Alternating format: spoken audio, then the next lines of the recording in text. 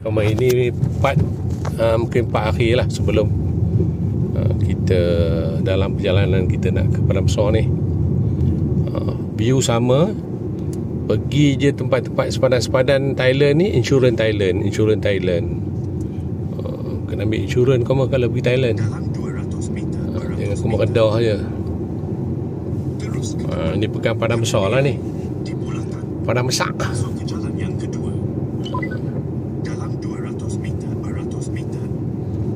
Padang Besar, Bandar Sempadan. Kemudian di bulatan masuk ke jalan yang kedua.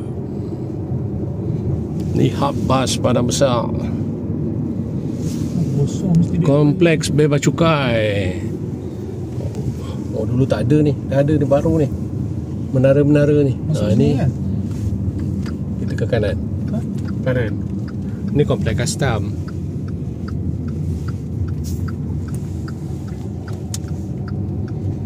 Teruskan perjalanan. Tadi kompleks custom bawah sana. Kita nak pergi tempat shopping lah.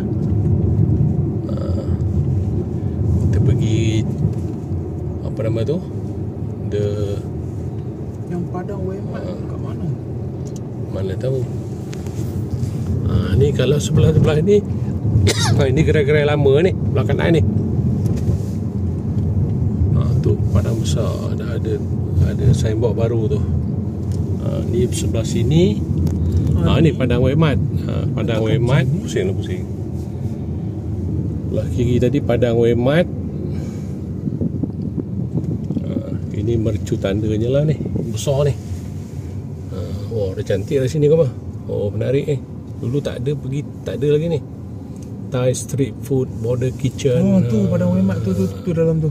Tu Padang Wemat. Kita duduk di situ. Ni yang lama di sebelah sini. Plaza Niaga semua ni.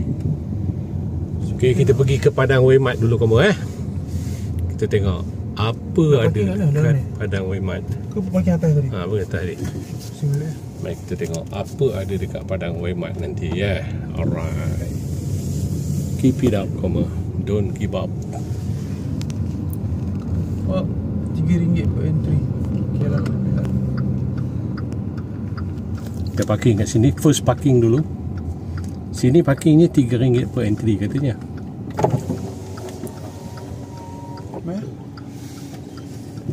Kan dekat tepi tu.